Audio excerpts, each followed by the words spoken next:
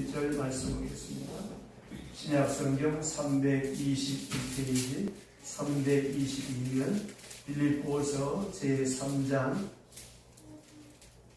17절로부터 21절 함께 소리를 모아서 공독하겠습니다.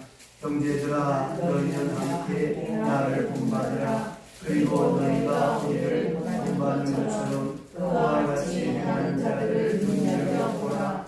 내가 여러 번 너희에게 말하였거니와 이제도 눈물을 흘려 말하노니 여러 사람들이 그리스도의 십자가 원수로 행하느니라. 그들은 영광이요 그들의 신은 왜요 그 영광은 그들의 부끄러움에 있고 땅의 일을 생각하느니라.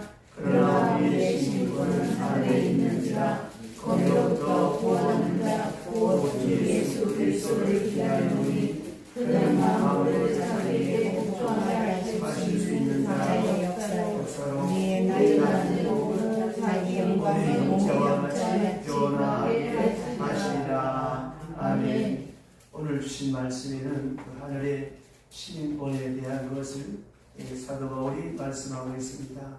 중요한 것은 이 사도 바울이 이 편지를 쓰는 지금 그 장소, 그 상황은 이 감옥에 있는 척박하고 힘겹고 고통스러운 그런 형편이 있습니다만은 오히려 육체적으로 이 권고할 때가 영적으로 또 건강하고 또 어떤 면에서 더 높은 성숙한 그런 위치에 있다라고 하는 그런 점을 우리가 생각을 하게 됩니다.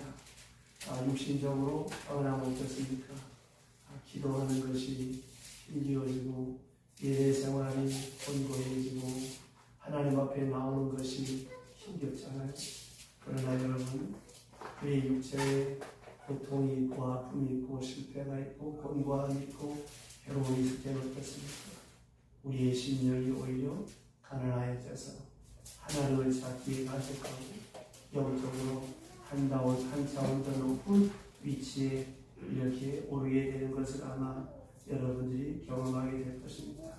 그와 같이 우리가 이 세상을 살다 보면 이런저런 사건을 만나면서 마음이 어지러워지기도 하고 그래서 신앙이 높이 올라가는 때가 있는가 하면 또 아래로 떨어지는 그런 때가 있었던 것처럼 이 사도 바울도 아덴에서 전도하다가 실패할 때 정신적으로 시험당하고 많이 어려웠습니다. 그리고 고린도 지방에 내려갔을 때는 너무너무 영적으로 지쳐있는 그런 상태에 내려갔습니다. 그러다가 다시 십자가의 은혜를 생각하면서 이 바울이 제5장에서 하나님의 역사를 위한 사역자로 일하게 됩니다. 그러니까 여러분, 이 신앙이라고 하는 것은 항상 독수리 날개에 올라가는 같이 높은 수준으로 계속 이렇게 향상되고만 있는 것을 합니다.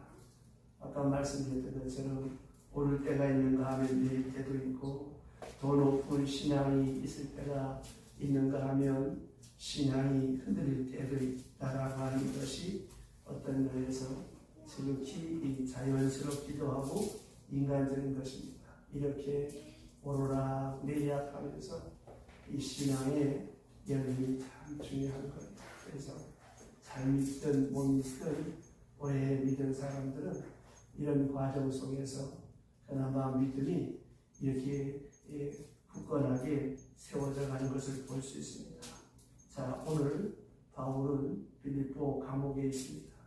이제 곧 죽게 될 것을 알고 순교를 앞에 놓고 이제 마음 정리를 다 하고 아무 걱정도 없고 아무 바램도 없는 흔히 우리가 말하는 대로 무슨 가족 걱정이나 세상사의 걱정이나 또 남들이 나를 위해서 뭐라고 할 것이냐 이러한 이런 평판, 이런 명예, 이런 고민할 것도 없고 완전히 하나님 앞에 몸과 마음을 깨끗하게 바쳐버리고 그야말로 이 목을 쳐서 양의 피를 받아서 쏟아붓는 그런 관제와 같은 제사, 그런 죽음이 그 앞에 이제 도래되고 있는 그런 상태입니다.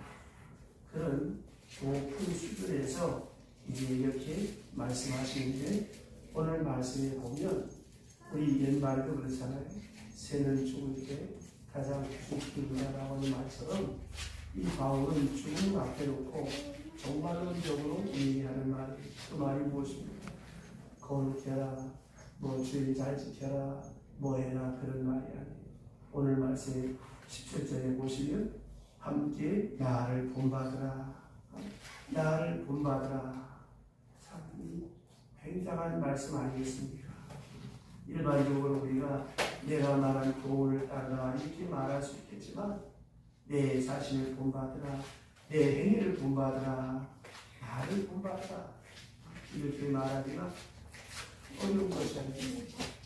어떤 면에 생각하면 좀 교만한 말 같기도 하고 지나친 표현이 아닌가 싶지만 그러나 바울은 지금 죽음을 앞에 놓고 순교를 앞에 놓고 그가 마지막으로 이렇게 간곡하게 권면하고 부탁하는 말씀입니다. 어느 초등학교 졸업식에 이제 40년 교단 생활을 정리하는 그 교장 선생님께서 그 졸업식에 마지막으로 눈물을 흘리면서 고백한 한 말이 있습니다. 그분은 교회 장로이요 훌륭한 믿음의 사람입니다만 마지막 이제 교직 생활을 마감하는 시간이고 또 졸업식장에서 내가 40년 동안 하고 싶은 말이 있었는데 한 번도 내가 이 말을 못하고 이제 교단에서 물러나게 되는데 그렇게 마음속으로 간절히 내가 하고 싶은 말이 무엇입니까? 우리 학교 학생들에게 나를 닮으라, 어린 초등학생들에게 나를 닮으라 하는 이 말을 내가 끝까지 하지 못하고 이렇게 물러난다는 것이 너무 가슴 아픕니다. 얼마나 여러분 진솔하고 아름다운 교장 선생님의 고백입니까? 고린도전서 4장에서나 고린도전서 12장 1절에 보면 여러 번 사도 바울이 말합니다. 너희는 함께 나를 본받으라, 나를 본받으라 하는 말을 거듭거듭 말씀하고 있습니다. 참 어려운 말씀이죠. 이 말씀이 구체적으로 무엇이겠습니까? 이 고린도전서 11장에 보면 더욱 그런 고백하기를 내가 그리스도를 본받는 자 된 것 같이 너희는 나를 함께 본받는 자가 되라. 내가 그리스도를 본받는 자 된 것 같이 여러분도 저와 같이 그리스도를 닮고 그리스도를 본받는 사람이 되십시오 하는 말씀입니다. 이 말은 여러분 깊이 한번 생각해 보세요. 바울이 얼마나 진실하게 얼마나 하나님 말씀을 따라 살았으면 이런 고백을 할 수 있었겠습니까? 1960년에 6월 달에 이스라엘이 아랍과 6.1 전쟁을 해서 승리하게 될 때 그때 제이 포엘 목사님이 그 당시 수상이었던 백인 수상에게 물었습니다. 이 엄청난 전쟁에서 승리할 수 있었던 비결이 무엇입니까? 그때 백인 수상은 대답하기를 우리 이스라엘 군은 부하들에게 절대로 이런 명령을 하지 않습니다. 어떤 명령이냐? 군대를 향하여 돌격 앞으로 가라 이런 말은 절대로 하지 않고 이런 것은 흥미도 없습니다. 그럼 뭐라고 말합니까? 주의관이 먼저 나를 그렇게 말한다. 이 장교가 군인들을 앞에 놓고 앞으로 돌격, 당신들 앞으로 가, 이거 안 된다는 것이죠. 내가 먼저 가면서 나를 따르라. 그렇게 명령한 따르기에 그렇게 대형 생활을 하고 그런 군율을 지켜갔기에 우리가 아랍 연합군은 3억을 상대로 6일 만에 승리할 수 있었다라고 하는 놀라운 고백이 있습니다. 그렇습니다. 우리 인생사 모두 스승과 제자, 부모와 자식 간에 또 많은 인간관계에서 어떤 말이 중요합니까? 나를 따르라 할 때만이 힘이 있는 것이지 나는 안 하면서 나는 뒤에 있으면서 너나 앞으로 가라. 이거는 이루어질 수 없는 하나의 말장난에 지나지 않는 것입니다. 여러분, 우리가 우리 자녀들에게 믿음 생활하라고 교회 가라고 아무리 여러분이 이버릇처럼 해도 그거 말빨을 받지 않습니다. 말림을 받지 않습니다. 아무리 바쁘고 분주한 상황 속에서도 내가 기도하는 모습, 주를 지키는 모습, 이것을 보이면서 내게 소원이 있다. 너희들도 나와 같이 이렇게 하나님 앞에 예배하는 자녀들이 되었으면 좋겠다. 나는 하지 않으면서 자녀들 아무만 윽박질러도 안 되는 거예요. 그래서 오늘 사도 바울은 여러 가지 의미가 있는 말이지만 우리에게 하는 그 말이 나를 본받으라. 얼마나 참 아름다운 모습입니까? 특별히 사도 바울은 사도행전 26장 29절을 보면 아그리파 왕 앞에 섰을 때에 그를 이렇게 고백합니다. 왕이시여, 내가 포술줄에 묶여있는 여호와의 몸이 될 로고에 당신이 나와 같은 사람이 되기를 바랍니다. 라고 바울은 왕 앞에서도 그렇게 담대하게 고백합니다. 그때 아그리파 왕 하는 말이 바울아, 너의 무수한 지식이 너를 미치겠구나. 여러분, 지금 왕 앞에 서서 내 생명이 풍전등화와 같은 그 상황에서 뭐 살려달라 구걸할 수도 있겠지만 그렇게 하지 않고 당신도 나와 같이 예수 믿는 사람이 되기를 원합니다. 얼마나 귀한 고백입니까? 그 누구에게 나를 본받으세요 라고 말하지 못했습니다. 먼저 내 자신이 만족해야 됩니다. 내 자신이 먼저 확신이 있어야 됩니다. 보세요. 내가 음식을 먹었는데 그 음식이 맛있지 않으면 누구한테 거짓가장 하겠습니까? 그와 같이 내가 내 생활에 만족해야 이 말을 할 수 있는 거예요. 내가 먼저 행복하고야 남에게 본받으라고 할 수 있겠죠. 내가 죽지 못해서 사는데 누구한테 이 말 하겠습니까? 내가 세상 사는 것이 짜증스러운데 어떻게 이런 말을 할 수가 있겠습니까? 이것은 사도 바울이 문자 그대로 모든 사람이 나와 같기를 바란다. 그거는 뭐예요? 그만큼 나는 예수 믿으면서 핍박도 받고 죽을 고리도 많이 오고 지금 내가 감옥에 있지만 나는 만족한다. 꿈도 후회가 없고 흔들림이 없다. 내가 살아온 생이나 지금 생이나 내가 가르칠 교훈이나 모든 것에 나는 만족한다. 그러므로 나를 본받아라. 특별히 십자가의 원수들이 많습니다. 많은 이단 사설이 있을 때 적어도 신앙의 문제에 관한 사도 바울은 절대화를 고집했다고 하는 것입니다. 적어도 이걸 여러분이 잊지 말아야 됩니다. 그동안 불교, 천주교, 도교 해서 성가단을 만들고 합창단을 만든다고 그러는데 그게 얼마나 웃기는 것입니까? 왜 우리가 세상 사람들로부터 예수 믿는 사람들 고집스럽다 그러고 화합이 안 된다고 합니까? 절대적이기 때문에 다른 거와 타협할 수가 없는, 그래서 기독교인들은 순교하는 거예요. 이것도 좋고 저것도 좋을 것 같은 뭐 때문에 순교합니까? 그런데 보세요. 이 신앙이 절대화되지 아니하니까 믿음 생활이 곤두박질을 치는 것입니다. 내가 믿는 신앙이 절대적이고 완전하기 때문에 그 신앙을 위해서 죽을 수가 있는 거예요. 내가 믿는 하나님이 절대적이기 때문에 내가 세상에 아무리 귀한 일이 있어도 열리를 제껴놓고도 하나님 앞에 나와 예배하는 거예요. 그런데 내가 믿는 신앙이 희미하면 슬퍼할 수 있겠습니까? 내가 믿는 교리에다가 내 운명을 걸 수 있어야 되는 거예요. 내 운명을 걸 만큼 그런 확신이 있어야 그 사람이 믿음으로 사는 것이고 그 사람이 그리스도의 사람입니다. 그렇지 못해서 항상 문제가 되는 것이죠. 그래서 바울은 나를 닮으라, 나를 따르라 이렇게 말할 수 있는 거예요. 보세요. 저와 여러분이 믿는 그 신앙이 분명하다면 하나님 앞에 여러분 거칠 것이 뭐가 있겠습니까? 아까울 것이 뭐가 있겠습니까? 그리고 내가 다른 사람들한테 나를 닮아라, 나를 따르라 당당하게 말할 수 있겠죠. 그러나 이걸 심의하면 그렇게 할 수가 없는 거예요.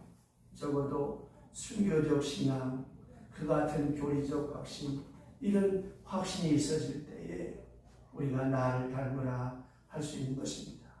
또 하나 신앙이라고 하는 것은 여러분 이해하고 이론적으로 논리적으로 설득한다고 하는 게 있지 않습니다. 아무리 설득하고 아무리 논리적으로 설명해 보세요. 그런다고 해서 믿는 것도 아니고 그런다고 해서 본받는 것도 아닙니다. 이것은 전인적이고 전체 신뢰를 말하는 거예요. 다시 말씀드리면 이해와 감정적인 수락과 의지적인 순종이 다 포함되어질 때 전적으로 내가 받아들일 때 비로소 내가 본받을 수 있고 비로소 믿음의 사람이 될 수 있는 거예요. 다시 말하면 이성적으로 우리가 다 이해되는 것도 아니잖아요.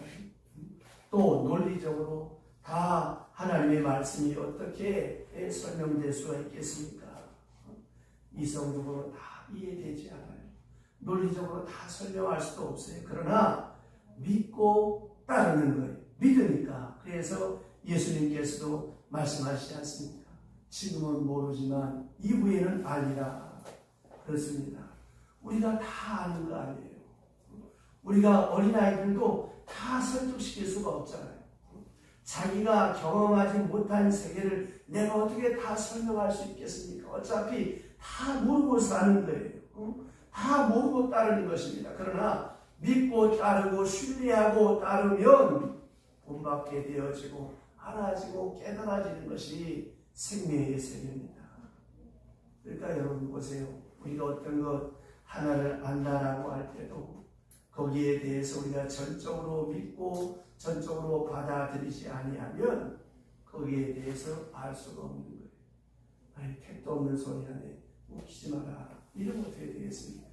그건 나와는 상관이 없는 거예요. 하물며 진리에 대해서 많은 설명, 많은 설득, 아무리 설명하고 설득해 보세요. 믿나 안 믿습니다. 그런다고 해서 되지는 것도 아니에요. 오늘 바울은 본받아 나를 본받아라.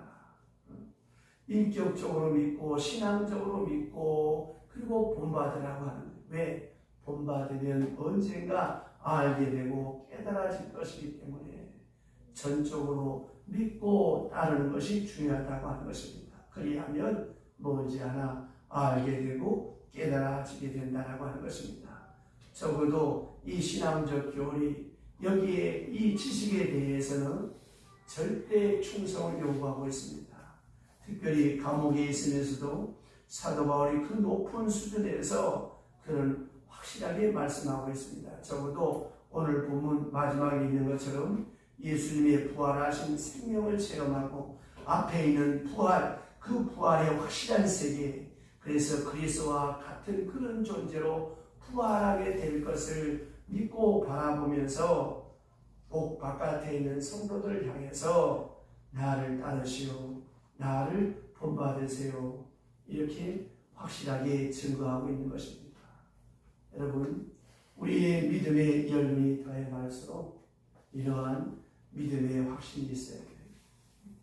이게 없으니까 전도가 안 되는 거예요. 누구한테 예수 믿으라 소리도 못하는 거예요. 그건 뭘 말하는 것입니까?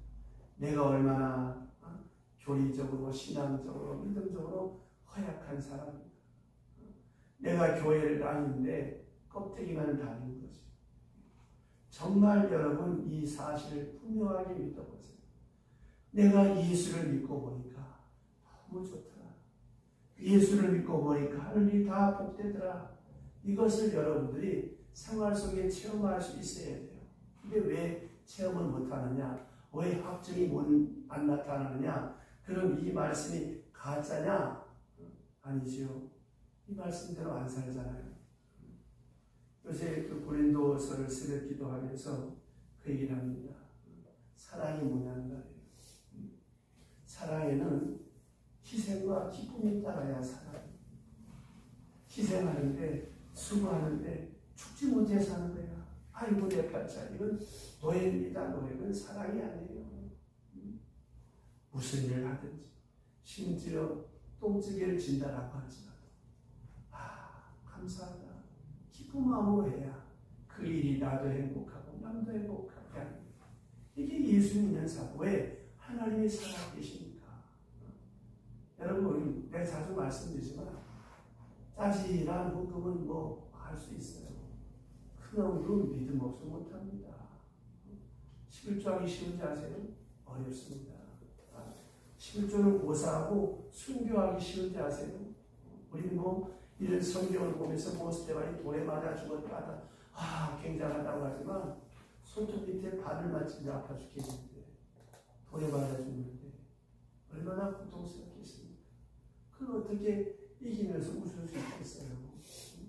하나님에 대한 분명한 확신, 부활에 대한 확신, 이 모든 사건 속에서 하나님께서 나를 향하신 경륜과 섭리가 있음을 믿고 웃으면서 순교할 수 있잖아요. 바울이 무엇 때문에 감옥에서 나를 본받으라고 하겠어요? 세상 말로 말하면 실패자지. 잘 나가는 사람, 좀 이따 말씀드리겠습니다. 로마 시민권은 대단한 거예요, 그 당시에. 그리고 그는 얼마든지 천재적인 철학자로 출세할 수 있었던 사람이에요. 근데 그걸 다 내려놓고 세상 말로 잘 나가던 길을 다 내려놓고 얻어터지고 매 맞고 춥고 배고프고 동당하고 이런데 왜 본받으라고 했겠습니까? 여기에 영생이 있고 이 길이 진리의 길이고 이 길이 생명의 길이고 영원한 우리에게 주신 하나님의 상급을 받는 길이고 하나님의 약속된 길이기에 그가 무식해서 이런 말을 하는 거 아니에요. 나를 본받아라. 여러분에게 이런 고백이 있어지기를 주의 이름으로 축원합니다. 그 다음에 18절 보세요. 자, 18절 나같이 큰 소리로 시작. 내가 여러분 너희에게 말하였거니와 이제도 눈물을 흘리며 말하노니 여러 사람들이 그리스도의 십자가의 원수로 행하느니라. 아멘. 여기 보면 십자가의 원수에 대한 말씀이 있습니다. 이게 뭔가 하면 간절함과 애석함 이런 것을 여기서 말하고 있는데 그래서 하는 말이 내가 여러분 너에게 말하였거니와 이제도 눈물을 흘리며 말하노니 여러 사람들이 그리스도의 십자가의 원수로 행하느니라. 참 유감된 말입니다. 이 말은 이단을 경계하면서 하는 말이기도 하지만 그러나 특별히 중요한 것은 예수 믿는 사람 모처럼 예수 믿는다고 했는데 십자가를 부인하고 있어요. 십자가에 대해서 원수라는 말입니다. 좀 더 구체적인 실례를 들을게요. 어떤 남편을 이제 어떤 그 부인 집에 신방을 갔는데 그 부인 집사인데 마침 이렇게 그 남편을 만났어요. 그 남편이 뭐 농담 반 진담 반 그렇게 말을 했는데 제가 이제 좀 교회에 나오셔서 예수 믿고 구원받고 천국 가야 되지 않겠습니까? 그랬더니 뭐라고 하는지 아세요? 목사님, 천당 지옥이 있습니까? 있지요. 그래 예수 믿으면 천당 간다면서요. 그렇죠. 우리 마음과 예수 믿고 천당 가면 나는 천당 안 가겠습니다. 지옥 가겠습니다. 참 황당한 민망하겠지. 농담 반진다. 참 그 소리를 들으면서 참 참담했어요. 도대체 이 여자가 집에서 어떻게 생활했기에 이 남편이 목사인 나를 만나서 농담 반 진담 반 웃을 있다 소리를 하나. 참 모멸감도 느꼈지만 참 많은 걸 생각했어요. 아닌 게 아니라 그 여집사는 좀 문제가 많은 사실. 소위 말하면 광신자야. 또 하나 예수님께서 제자들에게 말씀합니다. 너희는 나를 누구냐라고 할 때 베드로가 뭐라고 해요? 주는 그리스도시요 살아계신 하나님의 아들이십니다라고 고백할 때 칭찬하면서 이것을 알게 한 것은 네가 아니라 하나님이 알게 한 것이다 말씀하시면서 그에게 축복하기를 내가 천국의 열쇠를 준다. 베드로 얼마나 기쁘고 좋았겠어요. 그런데 곧 이어서 예수님 말씀하시기를 인자가 십자가를 져야 되겠다. 제사장들의 배척을 받아 십자가를 지게 될 것이다. 그때 베드로가 깜짝 놀라서 하는 말, 아니 주님 무슨 말씀입니까? 절대로 그런 일이 없을 것입니다. 주님이 십자가 지는 것은 없을 것입니다 라고 만류할 때 주님께서 뭐라고 해요? 이 사탄아 물러가라. 졸지에 천국의 열쇠를 받는 사람이 사탄이 되고 말았습니다. 왜 그랬을까요? 좀 전에 베드로라고 했는데 이제는 사탄이라고 부르는 그 이유, 주는 그리스도시요 살아계신 하나님의 아들이라고는 그 신앙이 그 속에 확실히 들어있어서 고백할 때는 베드로였습니다. 그러나 이 사람이 십자가를 부인하게 될 때, 십자가 없는 허황된 신앙, 인간적인 신앙을 가질 때 주님께서는 베드로를 향하여 사탄아 물러가라. 너는 나를 넘어지게 하는 자라. 너는 사람의 일만 생각하고 하나님의 일을 생각지 않는 사람이다. 이렇게 책망한 것을 볼 수가 있습니다. 그러면 여기서 십자가의 원수가 무엇입니까? 예수 믿어요. 그러나 십자가의 능력을 부인해요. 십자가의 진리를 부인해요. 좀 더 쉽게 말하면 예수 믿어서 그저 잘 먹고 잘 살고 건강하고 출세하고 성공하고 자기들 잘 되고 이것만 생각하지, 예수와 함께 십자가에 죽어야 하고 예수와 함께 살고 십자가 속에 내 죄를 사하는 능력이 있고 십자가 안에 영원한 생명이 기약되어 있다는 이 소중한 진리를 부인하고 십자가의 능력, 십자가의 지혜, 십자가의 사랑, 십자가의 계시를 부인하는 그런 신앙, 그게 바로 십자가에 대한 원수라는 말이에요. 더 쉽게 말씀드릴게요. 예수 믿으면서 복음 받고 싶은데 해야 될 의무는 하나, 사랑하라 하면 사랑해. 그리고 오리를 가자면 신리를 가져. 그리고 희생하라 하면 희생해야 되는데 그게 싫은 거예요. 쉽게 말하면 나는 손에 물 한 방울 안 묻히고 주여 주시옵소서 주시옵소서. 이게 십자가를 부인하는 신앙이에요. 여러분, 예수 믿는 것이 무슨 꽃길을 걷는 게 아닙니다. 예수 믿어 천국 간다 그러는데 그거 잘 생각해 보세요. 죽어야 부활을 하지. 십자가 지고 안 죽는데 어떻게 부활하겠습니까? 놀라운 것은 그렇게 그 십자가가 고통스럽고 무서운 것이지만 그것을 믿음으로 받아들이고 수고하고 고통스럽고 괴로운 일을 내가 기쁨으로 짊어지고 나갈 때 그게 짐이 아니더라는 것이죠. 그게 기쁨이더라는 것이죠. 그 지고 난 이후에 엄청난 영광이 있더라는 것이죠. 그때 이게 싫은 거예요. 이런 과정 없이 그냥 복이 너굴째로 떨어지기 위한 이거는 여러분 무당신앙입니다. 기독교 그런 거 없습니다. 다른 말로 결과적으로 이 십자가를 부인한 내 딸은 예수 믿는다고 하고 내 딸은 잘한다고 열심을 내는데 가만히 보면 예수의 십자가의 그 귀한 도리를 부인하고 있어요. 그 행위를 부인하고, 그러니까 수고하고 애쓰고 희생하려고 하지 않는, 그게 뭐가 되겠습니까? 그러면 생각해 보세요. 하늘의 하나님께서도 립서비스만 했다면 어떻게 되겠습니까? 이게 무슨 구원이 있겠습니까? 무엇 때문에 하나님의 아들을 이 세상에 보내셨습니까? 무엇 때문에 그 아들을 십자가에 죽게 했겠습니까? 안 죽어도 될 텐데. 네? 여러분, 희생 없는 아름다움은 없어요. 이 세상에 공짜 없습니다. 우리는 너무나 여행을 많이 바래요.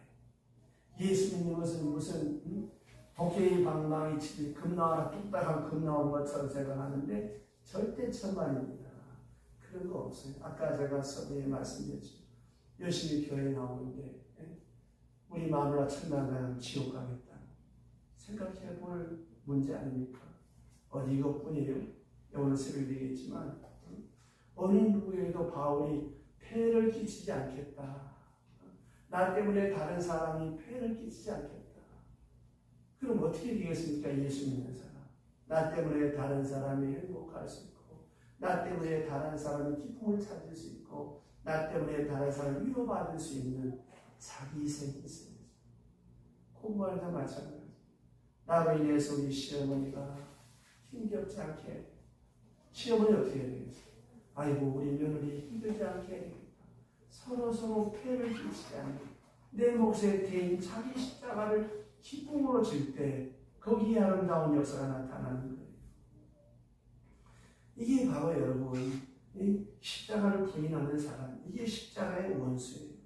내가 예수 믿어서 내 행위를 통해서 복음이 증거되고 나와 같이 예수 믿겠다는 사람이 나타나야 되는데 내가 예수 믿으면 일부러 안 믿겠다니까. 내가 천당 간다면 그 사람 지옥 가겠다 그러니까 이거 환장하는 거지. 이런 사람이 십자가의 원수예요.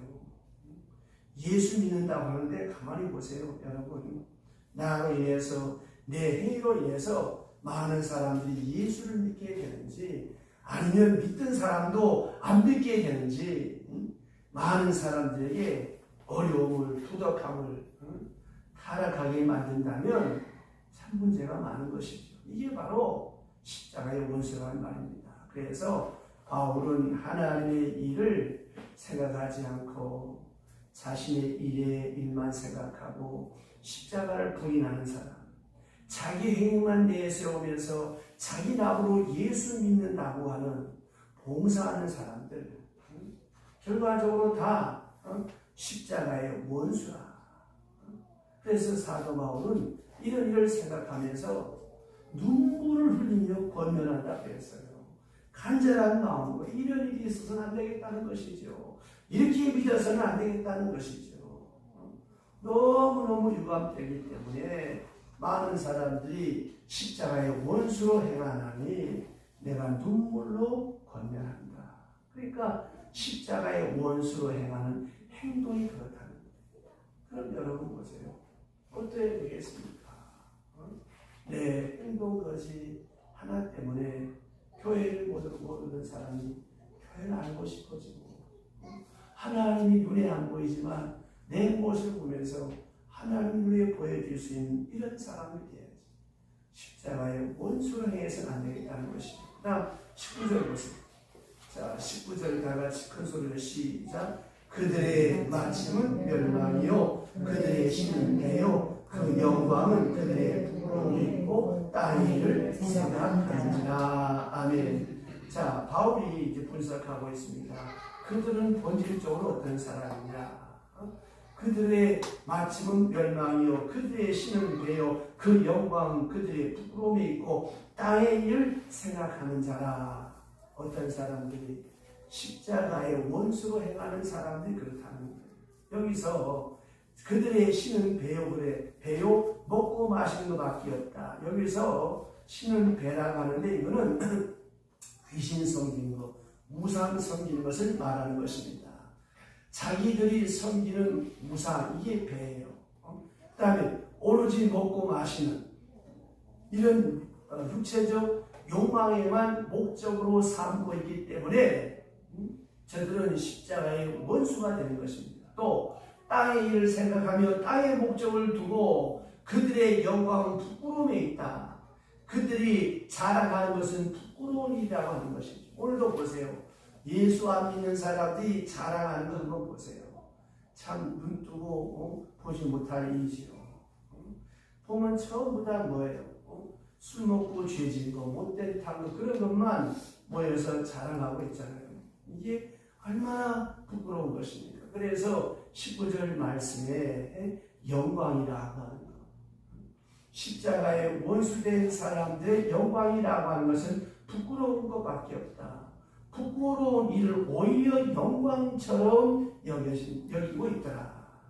그러니까 안 믿는 사람들의 자랑거리 보세요. 얼마나 유치찬란하고 얼마나 부끄럽습니까? 우리 믿는 사람들은 그런 얘기 입에도 못 꺼내지 않습니까? 그런데 안 믿는 사람들끼리 모여서 하는 얘기 들어보세요. 차랑상하는 얘기 들어보세요.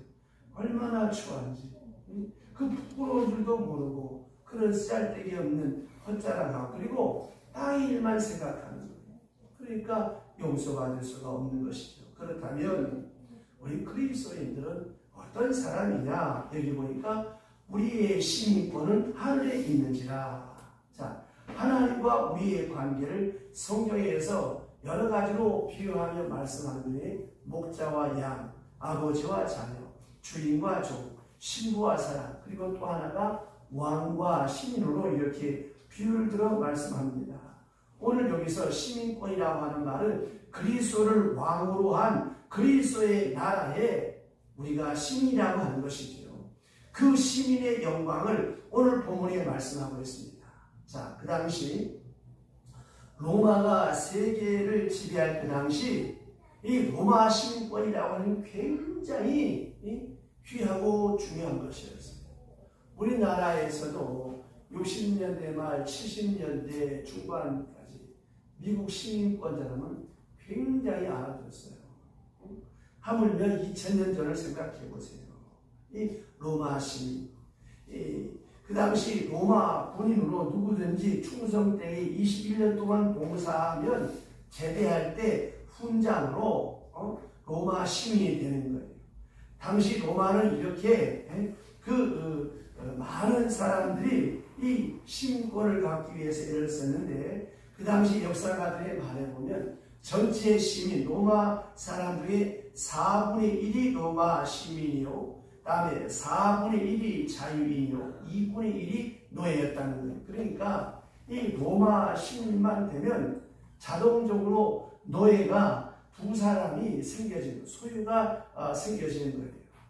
그래서 뭐 지금도 우리나라 선거할 때 보면 별일이 다 있지만 그 당시 이 로마 시대 호민관으로 선거할 때에 그 선거 운동할 때 어떤 일이 있었는가 하면 이 돈 많은 호민관이 되기 위해서 온 세계를 다니면서 노예를 잡아다가 그 선거구에 속한 사람들에게 노예를 배급으로 줄 만큼 그 시민 하나에 둘씩, 그러니까 로마 시민이 되면 내 앞에 노예가 둘이 들어오는 거예요. 그리고 그 노예가 일을 다 하는 거예요. 그리고 나머지는 먹고 노는데 얼마나 타락했는가 하면 먹고 또 먹고 싶어서 화장실에 가서 토해내고 또 먹어. 그 다음에 여러분 영화에 보시지 않은 것처럼 먹고 할 짓들이 없으니까 원형 경기장에 노예 풀어놓고 싸움박질 시키는 이런 일이 비일비재했다는 거예요. 그러니까 이 노예가 일을 해주니까 그 당시 걱정할 것이 없지요. 그만큼 로마 시민권이라고 하는 것이 굉장한 거예요. 그러니까 바울이 로마 시민권을 가졌다. 그 당시 굉장한 것이죠. 다른 나라에 가도 함부로 재판하거나 해할 수가 없었어요. 지금도 제가 만약에 미국 가서 미국 시민권을 가지고 있으면 북한에 갈 수 있어요. 북한 사람이 나한테 함부로 못해요. 왜? 미국 시민권이 있기 때문에. 지금도 이런데 그 시대는 어떻게 했겠습니까? 그래서 이런 시민권이 있는데 사도 바울도 로마 시민권이 있었거든요. 그래서 하는 말이에요. 내가 지금 로마 시민권을 가지고 있는 것을 많은 사람이 부러워하고 로마 시민권이라고 하는 것이 얼마나 큰 영향력이 있는 걸 너희가 다 알지 않느냐? 그러나 그것보다 우리는 하늘의 시민권, 로마 시민권도 이렇게 굉장하거늘 하물며 하늘의 시민권이야 얼마나 위대하고 아름답겠느냐. 우리는 하늘의 시민권을 가진 사람이다 이렇게 말합니다. 그러면 하늘의 시민권을 가진 사람이다라고 하는 말은 뭐예요? 주의 날을 기다리는 사람이라고 하는 말입니다. 우리는 그 날을 기다리고 있어요. 주님이 재림하는 그 시간을 기다리는 사람이란 말이에요. 동시에 우리가 그리스도의 형체와 마지막 절 보세요. 동시에 형체와 같이 그리스도적 생명의 단계로 변화될 시간을 기다리는 거예요. 이 변화라고 하는 말이 부활이라고 하는 말과 같습니다. 그러니까 그리스도의 몸의 형체와 같이 변화될 것이다. 그 날을 기다리며 살아가는 것이 그리스도인의 생활입니다. 2차 세계대전 당시 나치에 항거하다가 감옥에서 순교하게 되는 본헤퍼라고 하는 목사님이 계시는데, 독일 사람들이 수용소에 있을 때 어느 날 아침 갑자기 이 감옥 문이 열릴 때 본헤퍼 목사님은 직감적으로 오늘 내가 사형을 당하는 날이구나, 죽을 때가 됐구나 하는 것을 알고 감방에 있는 사람들에게 이렇게 마지막 유혹 같은 말을 남기고 형장으로 나갔는데, 그때 한 말입니다. 동지 여러분, 나에게 죽음이 왔어. 그러나 이것은 마지막이 아니라 시작이라오. 주께서 나를 위하여 예비하신 아버지 집에서 만날 때까지 동지 여러분 평안히 안녕히 계십시오. 그렇게 하고 사형장으로 나갔습니다. 얼마나 위대하고 당당합니까? 여러분, 우리가 이 세상을 떠날 때 주님 앞에 갈 것입니다. 그러므로 하늘의 시민이요, 하늘의 시민으로 여기 이 땅에 임시로 사는 거예요. 잠시 파송되어 산다고 하는 걸 잊지 말아야 합니다. 이 땅에 천년만년 살 거 아니에요. 보세요. 조선시대, 또 지금 우리나라 알아주는 재벌들 얼마나 좋은 약재며 산삼이며 녹용이며 뭐 얼마나 귀한 걸 다, 저 중국의 진시황은 우리나라 제주도까지 사람을 보내서 불로초를 구하려고 했는데 결국 50세 비기로 죽고 말았어. 아무리 좋은 명약 고향 먹어도 소용없어요. 예수 믿는 사람은 무엇이냐? 여기 삶 이것이 임시 거처다. 나는 잠시 하나님께로부터 파송받은 사람이다 하는 이 사실을 알고 살아가는 사람이 그리스도의 사람입니다. 자, 21절 다 같이 큰 소리로 다 같이 시작. 그는 만물을 자기에게 복종하게 하실 수 있는 자의 역사로 우리의 낮은 몸을 자기의 영광의 몸의 형체와 같이 변하게 하시리라. 아멘. 자, 이 약속을 믿고 이 약속을 따라 하늘나라 시민으로서 이 땅에 임시적으로 살아가는 사람이 그리스도의 사람입니다. 그래서 바울이 나를 본받아라. 그리고 십자가의 원수가 되지 말라. 여러분, 머지않아 잘 믿든 못 믿든 다 하나님 앞에 있을 거예요. 그날을 생각하면서 나 때문에 복받는 사람, 나 때문에 행복한 사람, 나 때문에 잘 되는 사람이 많아지기를 주의 이름으로 축원합니다. 기도합시다.